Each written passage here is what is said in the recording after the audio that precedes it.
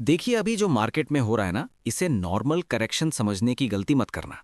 एक सीधा सा सवाल है जो आप सबके दिमाग में चल रहा होगा। क्या निफ्टी 22,000 का लेवल तोड़ने वाला है, या फिर ये सब एक बहुत बड़ा ट्रैप सेट किया जा रहा है?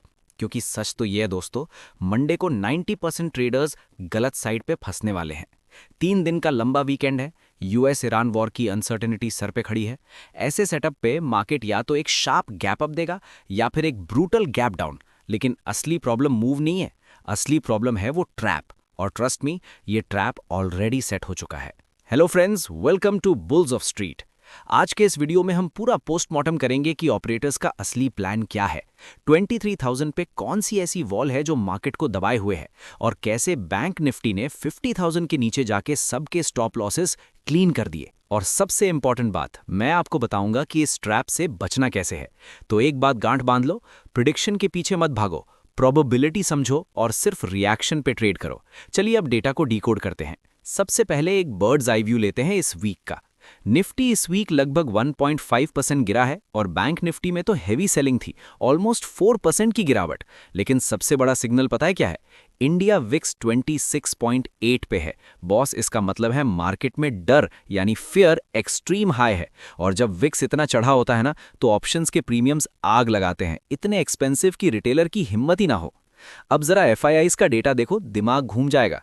सिर्फ 2 अप्रैल को उन्होंने 9,931 करोड़ रुपीस की सेलिंग करी है। और अगर पूरे मार्च का आउटफ्लो देखोगे तो 1,22,540 करोड़ रुपीस। ये रीसेंट हिस्ट्री का सबसे गंदा फेज है।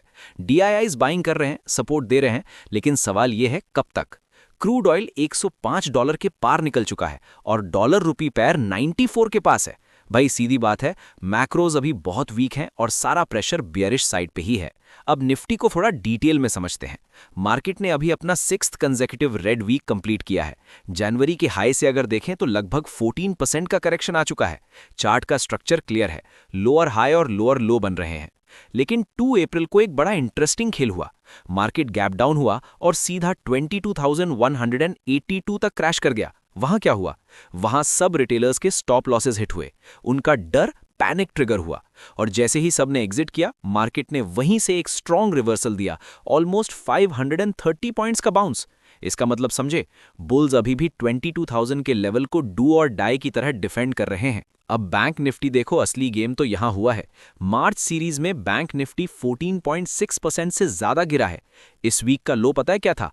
49,954। ये कोई रैंडम नंबर नहीं है दोस्तों। 50,000 एक बड़ा साइकोलॉजिकल लेवल था, जिसके नीचे सबके स्टॉप लॉसेस लगे थे। ऑपरेटर्स ने क्या किया? प्राइस को जानबूझकर नीचे धकेला, सारी लिक्विडिटी बटोली, और फिर वहां से 1500 प्लस पॉइंट्स का एक शार्प बाउंस दे दिया। यही होता है स्मार्ट मनी का गेम। पहले आपको निकालते हैं, फिर रैली करते हैं। अब सबसे जरूरी पार्ट, ऑप्शंस डेटा। निफ्टी में 23,000 पे मैसिव कॉल राइटिंग हो रखी है। इसको हम कहते हैं द कॉल वॉल। मतलब बड़े प्लेयर्स एक्सपेक्ट कर रहे हैं कि मार्केट 23,000 के ऊपर सस्टेन नहीं करेगा। नीचे 22,500 और 22,000 पे पुट राइटिंग हो रही है। तो बॉस, एक क्लियर रेंज बन चुकी है, 22 के सपोर्ट और 23 के रेजिस्टेंस। ऑपरेटर्स ने बेसिकली एक डबल ट्रैप जोन तैयार कर दिया है। पीसीआर 0.77 पे है, जो कि एक बियरिश जोन है। हाँ, अगर ये और नीचे गया तो शायद एक बाउंस मिले, लेकिन अभी तो बियर्स फुल्ली कंट्रोल में है। विक्स 26.8 है, तो डर तो रहेगा। ऐसे मार्केट में मेरी सिंपल अप्रोच होती है, सेल ऑन राइस। जब तक ठोस लेवल ना दिखे, ब्लाइंड बाइंग मत करना। अब लेवल्स को ध्यान से नोट कर लो। निफ्टी 23,000 सबसे बड़ा रेजिस्टेंस है, 22,500 एक छोटा सपोर्ट है, लेकिन 22,000 सबसे क्रिटिकल लेवल है।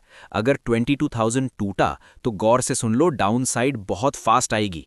बैंक निफ्टी 51,624 के ऊपर ही असली स्ट्रेंथ आएगी। 50,105 क्रिटिकल सपोर्ट है। अगर ये ब्रेक हुआ तो 48,667 तक के डोर्स खुल सकते हैं। ये लेवल्स कोई रैंडम नहीं है, ये स्मार्ट मनी जोन्स हैं। एक बात हमेशा याद रखना, आपका स्टॉप लॉस ही ऑपरेटर्स की लिक्विडिटी है। रिटेलर ऊपर बाय करता है फोमो में और नीचे बेचता है पैनिक में। ऑपरेटर्स ऊपर कॉल सेल करते हैं और नीचे पुट सेल करते हैं। वो दोनों साइड से आपका प्रीमियम खा रहे हैं। न्यूज़ पे ट्रेड मत करो, सिर्फ डेटा पे फोकस करो। अब मंडे के लिए 3 बड़े सिनेरियोज बन रहे हैं।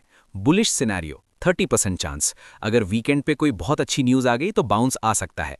बियरिश सिनेरियो 50% चांस, अगर मैक्रो प्रेशर और ग्लोबल टेंशंस कंटिन्यू रहीं तो ब्रेकडाउन पक्का है। The trap scenario 35 to 40% chance, सबसे डेंजरस। मार्केट गैप अप करेगा, रिटेलर को लगेगा रिवर्सल आ गया, वो बाय करेगा और फिर मार्केट पलट जाएगा। मैक्सिमम लोग यहीं फंसने वाले हैं। मंडे की स्ट्रैटेजी, 3 डे वीकेंड है, गैप तो बड़ा होगा। गोल्डन रूल याद रखना, पहले 15 मिनट सिर्फ तमाशा देखो, बिना कंफर्मेशन के कोई ट्रेड नहीं लेना। अगर 23,000 के पास गैप अप होता है तो उसे ब्लाइंडली चेज मत करना, वहां ट्रैप होने का सबसे ज्यादा चांस है। तो ओवरऑल पिक्चर सिंपल है दोस्तों, ट्रेंड वीक है, डर का माहौल है और चारों तरफ ट्रैप्स हैं। 23,000 रेजिस्टेंस है, 22,000 क्रिटिकल सपोर्ट।